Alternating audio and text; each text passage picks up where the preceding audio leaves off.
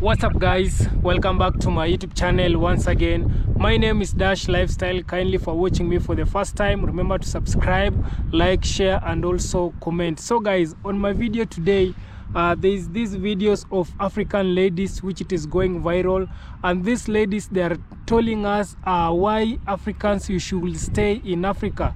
There's no need for you to go in Europe or in United States to look for green pasture.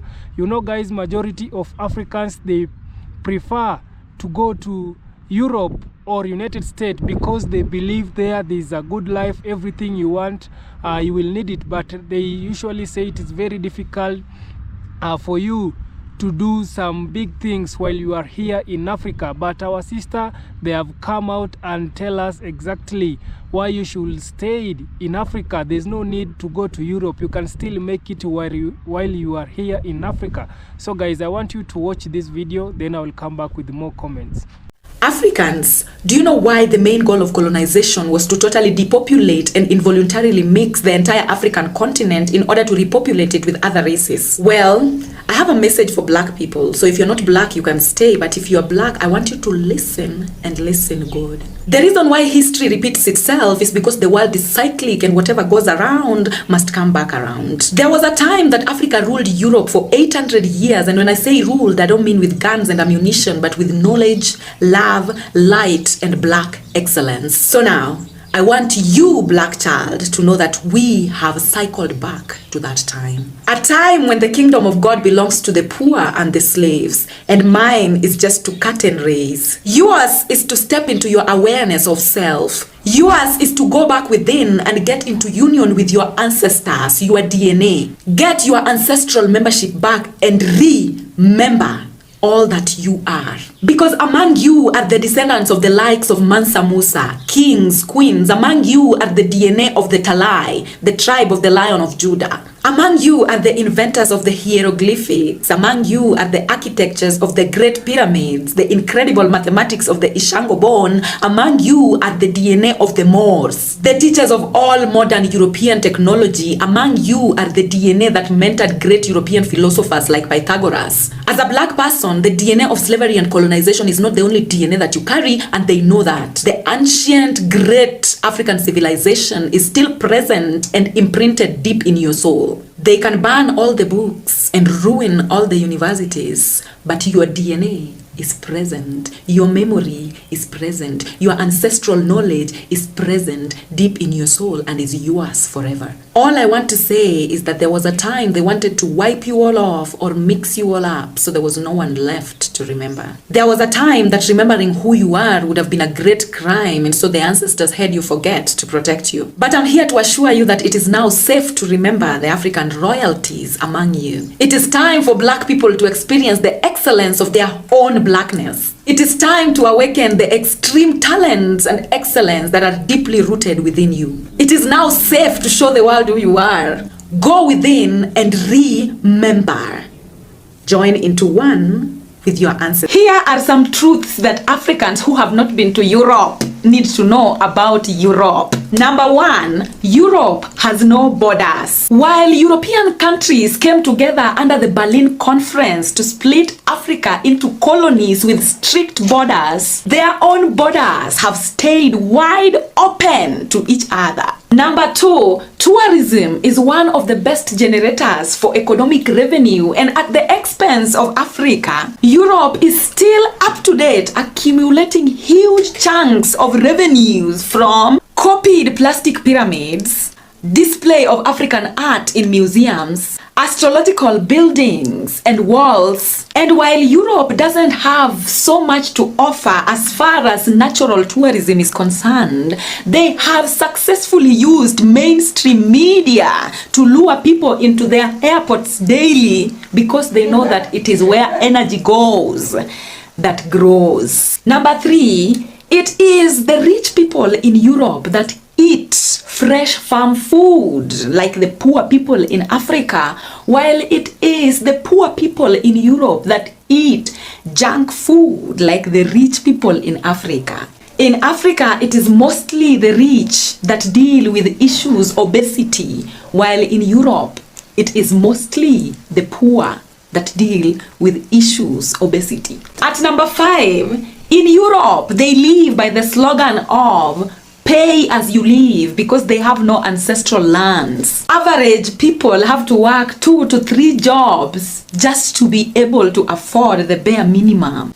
If you can't pay to live, unlike in Africa, in Europe you have no ancestral land to go back to. Therefore, homelessness in Europe is like the order of the day.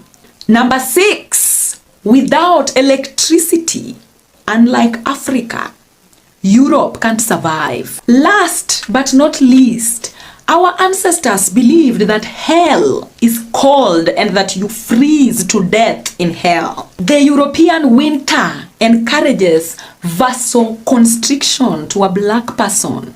That is brain fog that causes depression.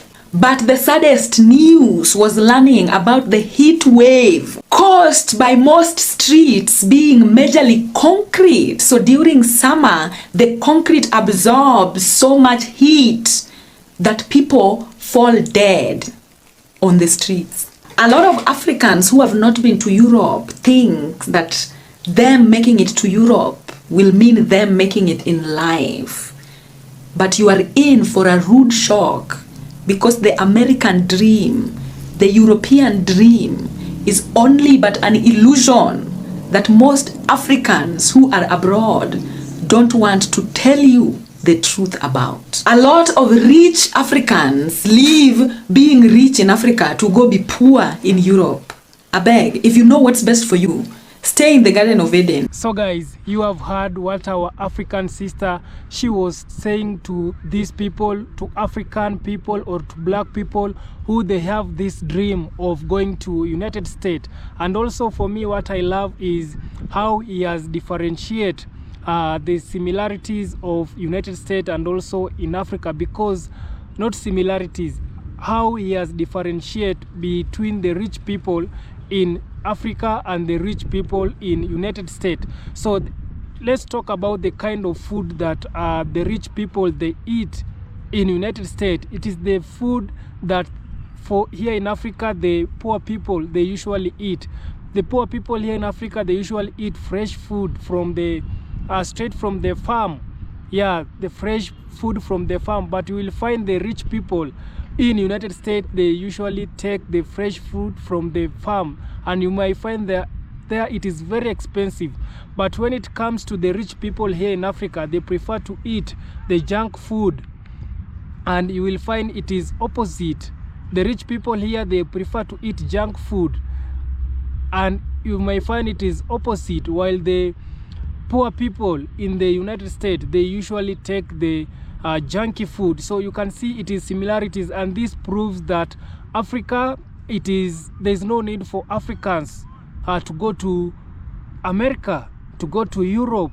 So this thing Europe or America, it is an illusion. They have just hyped it on the online so that can make you people to believe there is a better life in United States, there is a better life in Europe.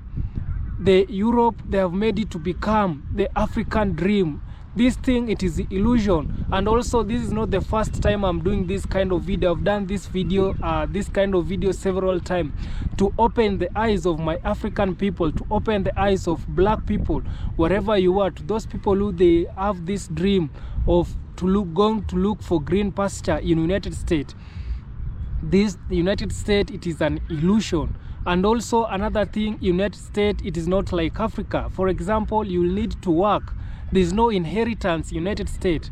Everything you will need to pay. It is not like Africa. You can find a land.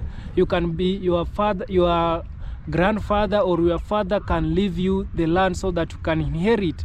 But in United States or in Europe, this country, there is no such thing of inheritance. Everything you will need to pay, everything will need to work for it. It is not like Africa. And that's why our sister, she's saying that it is an illusion. American dream, it is an illusion, guys. It is not real. So you can still make it here in Africa than going in United States. Why do you think that the rich people in United States, they are eating the fresh produce from the farm? rather than here the poor people here in Africa, they are eating this fresh product from the farm. Why do you think it's like that? And the rich people, they are eating junky food here in Africa, while in United States it is opposite. The poor people, they are eating the junky food. So guys, this thing, they want to circle it so that it can make Africans to want to go to United States. And also guys, I have another video of sister who also, she has come out and tell us about United States. So watch this video, then I'll come back with more explanation. When my people think about witches and witchcraft, they imagine people who fly at night using broomstick and plantain leaves. But when I think about witchcraft, this is what I think about. The fact that a group of people were able to cut out pieces of paper and then put an imaginary value on it, value that we cannot see. And we now take this piece of paper from them in exchange for gold, crude oil, diamond, our human labor. People walk to their deaths because of this. That would never stop being diabolical to me. There have got to be a spell behind why this concept, this idea, was accepted globally the way it was, and why it's still working just fine the way it is still today. And you know what I think? I think these imaginations are their resources. They figured, oh, so we really don't have any resources. Let's create our own. These people are the literal example of manifesting destiny. These people manifested their resources into existence, and they made sure that they have way more resources than everyone else in the world. And if you are a people whose only resources is a man-made resources, and these man-made resources don't have value, you are screwed. And that is why they would never let other people's currencies become equal to theirs or higher than theirs. And guess what? Every single day that goes by, this is becoming even more and more of an imagination. Because every single day we are moving further into this cashless policy. We are beginning to see less and less of this. Now we are doing more of transfers. Now you can go to the market and buy a basket of tomatoes and just open your app and transfer figures to somebody and you have paid. People would give you 2 bars of yam for figures that you transferred with the internet. That is crazy. And as if the concept of regular money wasn't crazy enough, them folks upgraded. They created cryptocurrency. At least this one started with something we can feel and see. You get? But that one, from the jump, from the very beginning, from its inception, you can't see it. It's just numbers and vibes. Like, crypto is on a different dimension of witchcraft and wizardry. These people were able to give value to an imagination. And now they use this imagination to even buy things. And there are people who are considered richest, this, that, and the third in the world because of how much of this imagination that they have been able to acquire. Like, how do you acquire an imagination? I'm slowly starting to feel like we all have mental health issues, because why the f did we all agree that this imagination is real? How are we not collectively seeing the scam? How are we not collectively seeing the game that is at play here?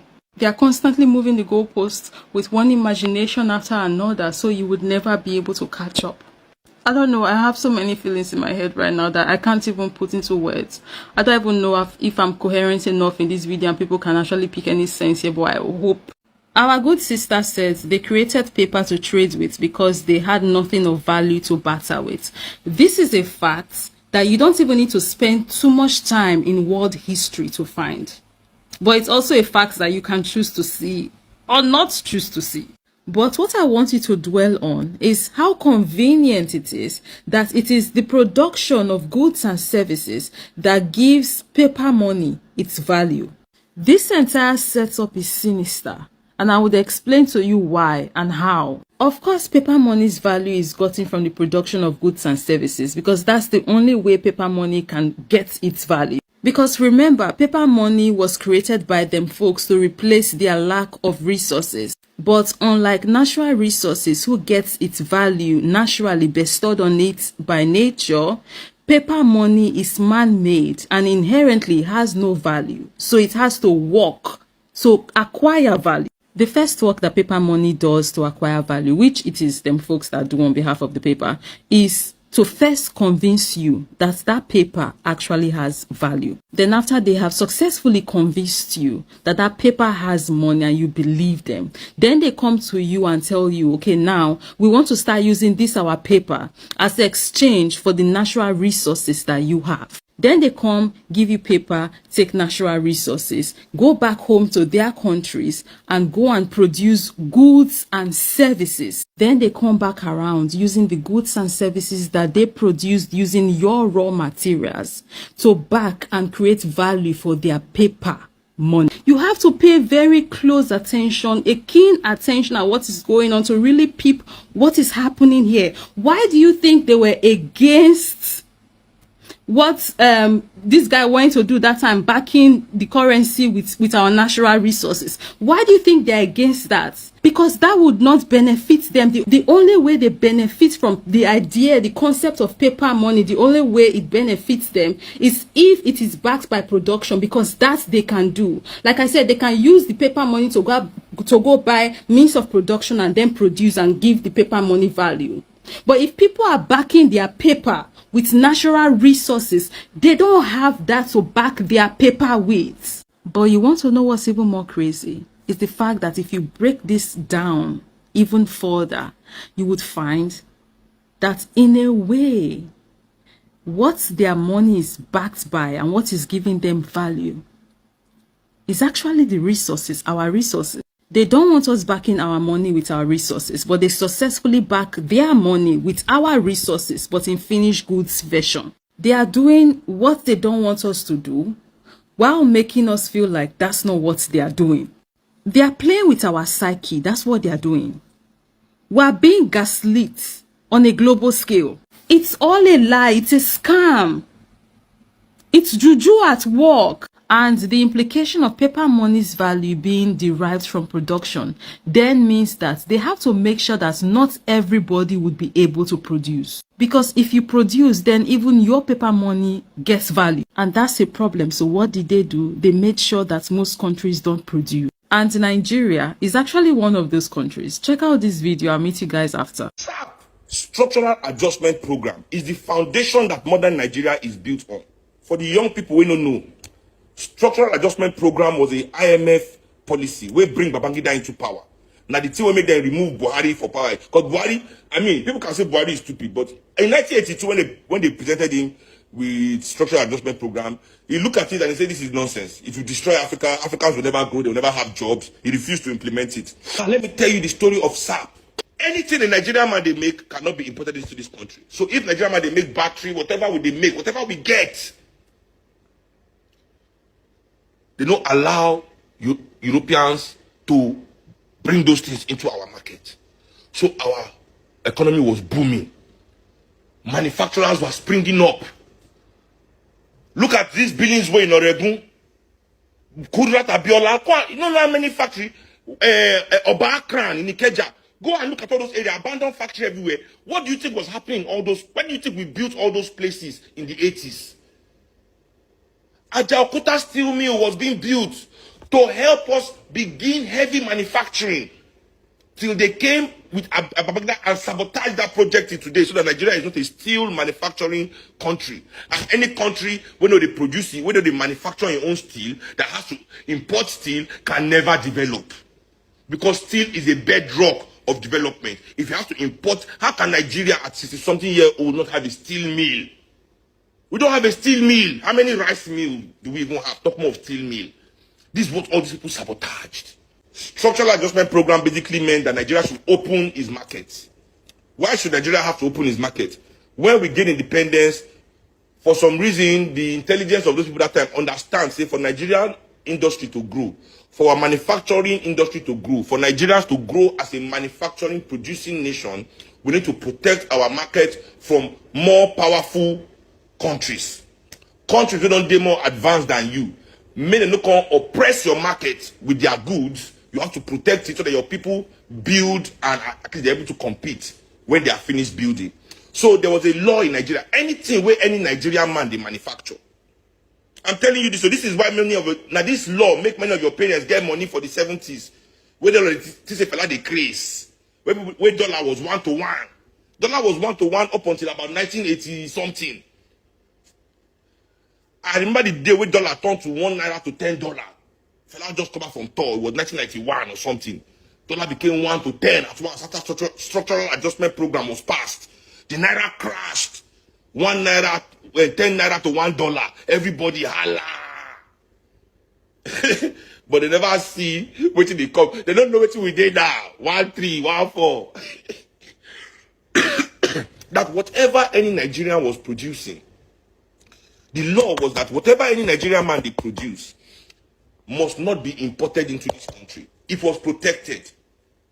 So if a Nigerian man was making battery, as many of them were making batteries, car battery, all kinds of, but there were all sorts of industry in this country. Oh, who are making everything we use in Nigeria. Don't let anybody tell you any lie. Our enemies saw that Nigeria was emerging as a powerhouse, as a manufacturing and a producing powerhouse. So we even dream reach Ajaokuta steel mill. These elites begin do their magomago among themselves. America come with their bribery of their Abiolas.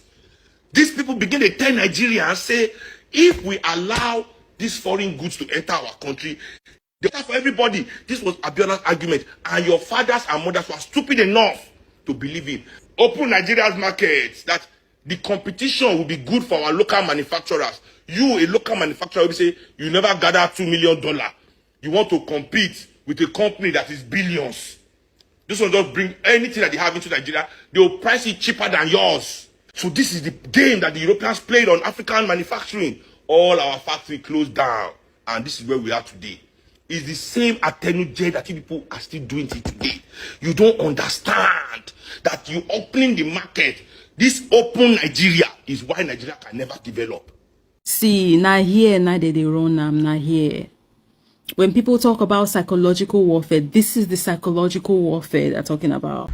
So guys, I hope you have watched that video from our sister here in Africa, and also you have seen what she has told us about this thing called money. So what our sister, she is saying that these people, the white, they created this paper because they don't have anything to trade with. You can see here in Africa, we have gold, we have oil, we have this natural thing that we can trade, that we can export from here in Africa. But while in their country, they saw that they don't have these natural things that they can trade with Africans. So these people, they decided to bring the paper, and they convince us African to this paper, it has a value.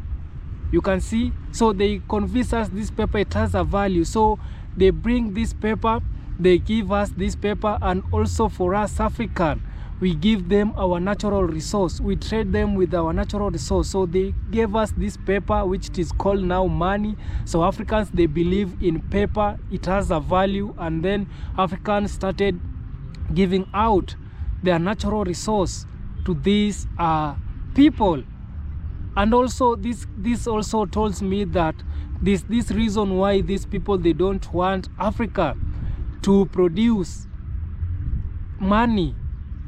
They don't want Africa to make our own money, simply because they know if Africans will start making their own money, now African will become rich. African, there is nothing that African they can export to their country. Yeah, because Africa, it will be the rich continent, and that's why they have denied African to produce its money. They only want a few countries to produce money, but not African. Can you tell me one African nation which it is producing the money? There is no African that produce its money. They have denied Africans to produce the money. And also guys, this shows me that these people, they have really managed to convince African. And also guys, these people, they have made their money, they have given their money high value, high currency. simply because they don't want African money to be higher than their money, so that us African we can also still be below them. And also they have made us to know that their money is in a high value. So this is something that Africans we should come together and learn from these people. You know, right now they are fearing Africa. You know what? African, it is rising. African population, it is rising. Africans, they are growing in terms of technology, in terms of development. African, it is growing. And that's why these people, they are not happy seeing African growing.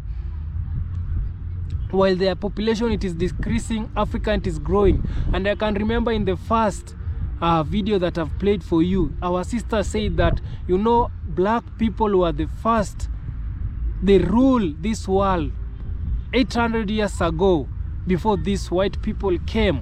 And because of these black people, they didn't have the mind to colonize or to do something. They just relaxed. These people came and took advantage of it. They came and started colonizing some of the African countries because they see Africans, they were humble. We didn't have anything to colonize. Can you tell me, if Africans will start colonizing this country, how it will be? African will be dominating everywhere. And also, guys, I can tell you, in all this world, African, we are everywhere. That's to show you that Africa were in this world before these white people. Yeah, this whole world, it belongs to Africa. I cannot apologize on that. Take me where you want to take me, but it is true. And that's why they have really tried to fight hard to take some natural resources which Africa, it has. Right now, they are convincing our leaders. Some of our leaders, they are becoming the United States puppet. These people, they don't want to leave Africa because of Africa, how it is, how beautiful it is. They have made their country to be, they have made their country so that African people can believe there is a lot of opportunity. There is a lot of green pasture in their country.